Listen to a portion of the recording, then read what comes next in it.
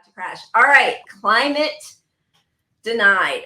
So, or I can't remember our title right now. Last week was the hottest week of the summer until this week, where we once again are at all-time high temperatures, and we're just sort of declaring that the death of summer, summer as we know it, is over because temperatures are so high that we have half the country, basically 180 million people, are under heat alerts across the United States as dangerously hot conditions peak in the mid-Atlantic and Northeast, persist in the desert Southwest, and tighten their grip over the South Central states.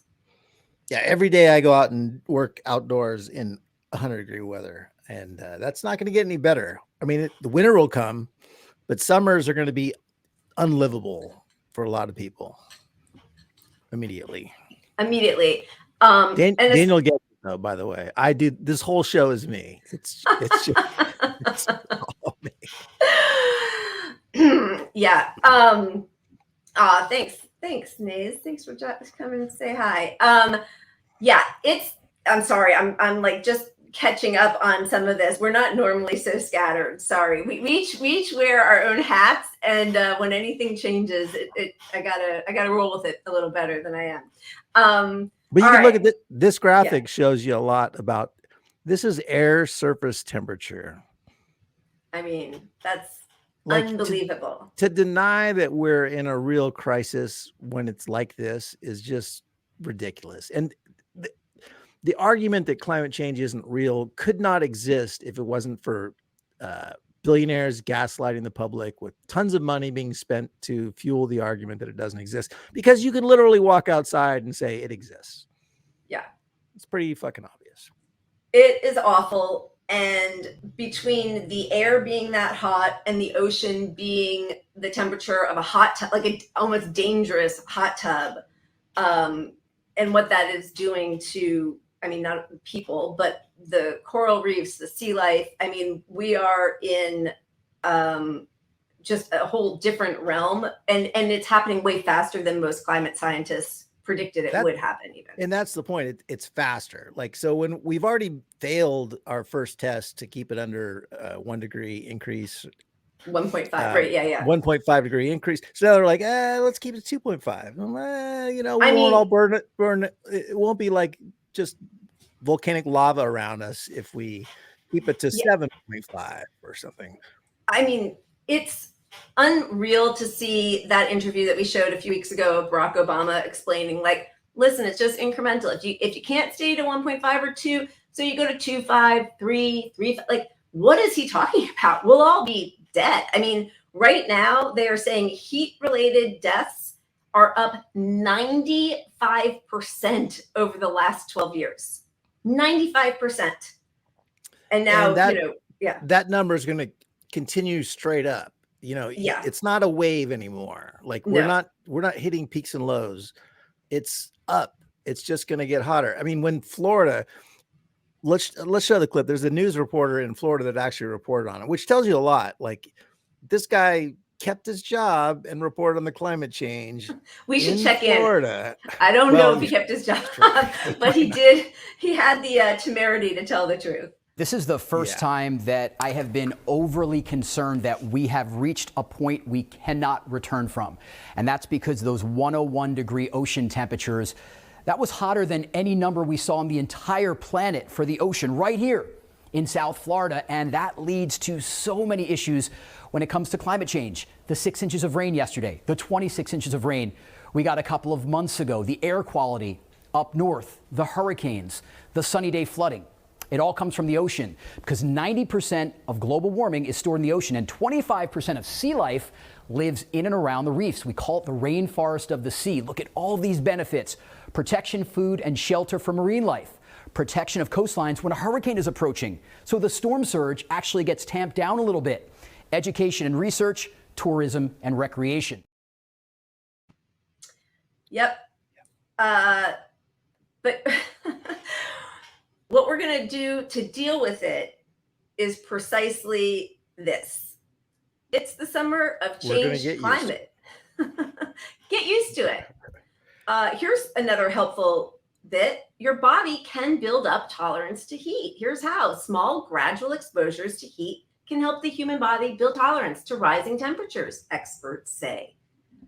I mean, we're running, like, we should have called this the meme show, because there's another one later. Well, we didn't show the clip of the guy from the Actors Guild in front of the meme with the pointing at the tombstone. Wait, no, that's for the worst of the week. Oh, it's worse. Oh, we were supposed to show that already. I know. This is what happens, guys. We're still going to show it. We're still going to show it. We are living in the "this is fine" meme with the flames around us.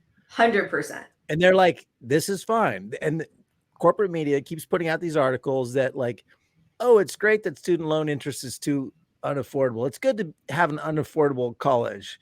It's good that there's people hungry. It's good to be hungry. Here's how you can eat on $6 a week. And it makes you ingenious. You're more creative when you're poor. I mean, 100%, they're doing the same thing that they did with COVID. Like, embrace the mind fog.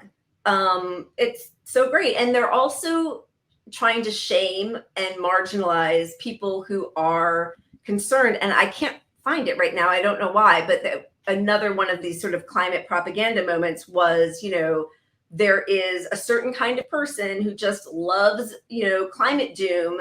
And, it's a kind of mental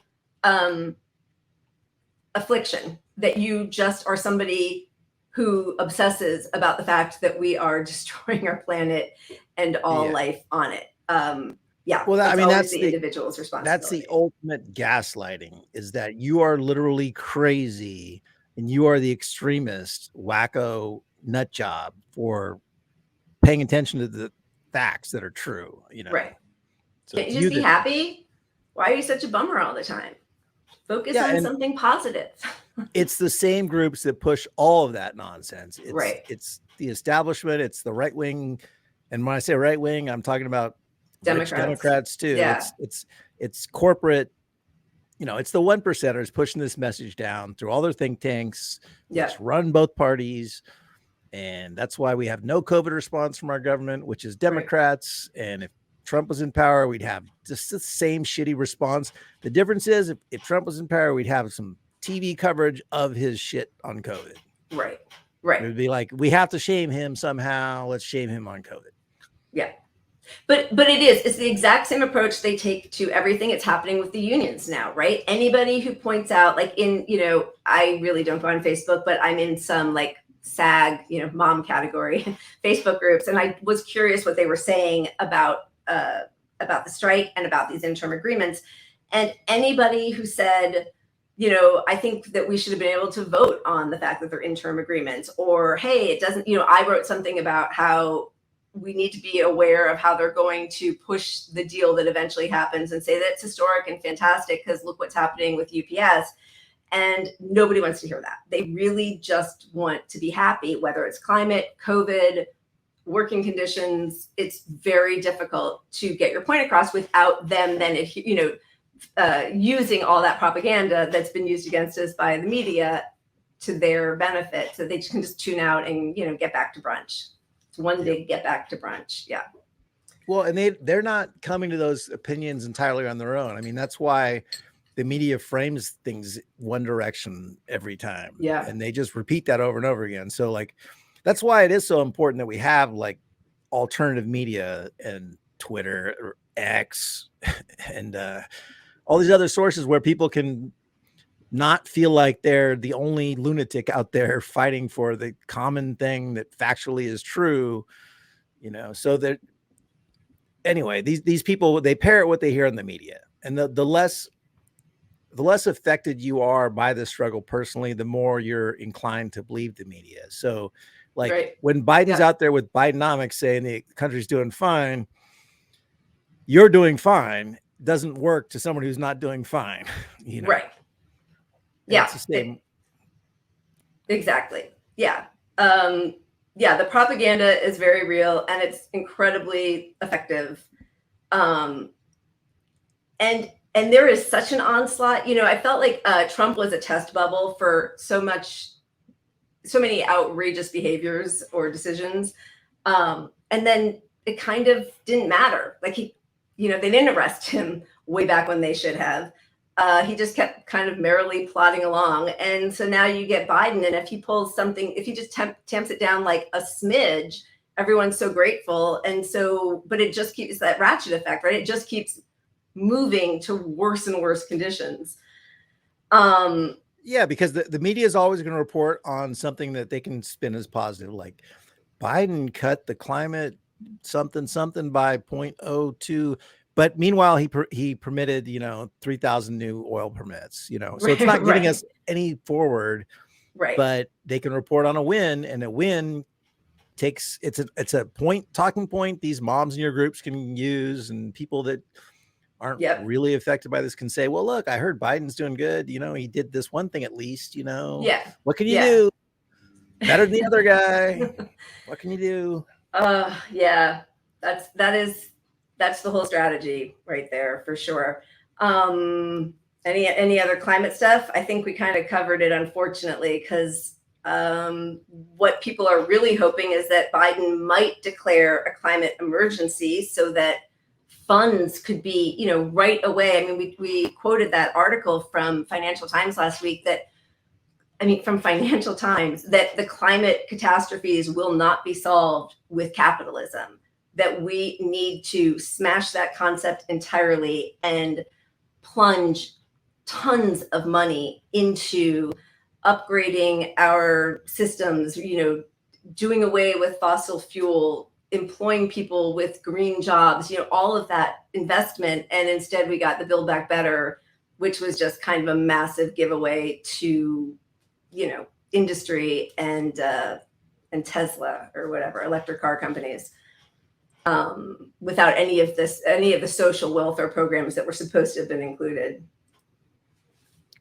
And yeah, and that's why, David Walsh was right. Like you can't take these little incremental steps. We need to really not think anyone's going to do this for us. And he was talking about the union stuff specifically, but politically on every issue, nobody's fighting for us. Nobody. Yeah. We have to do it, and we can't wait for some baby step in politics to solve anything, because it's never going to happen. Yeah, it is not. All right.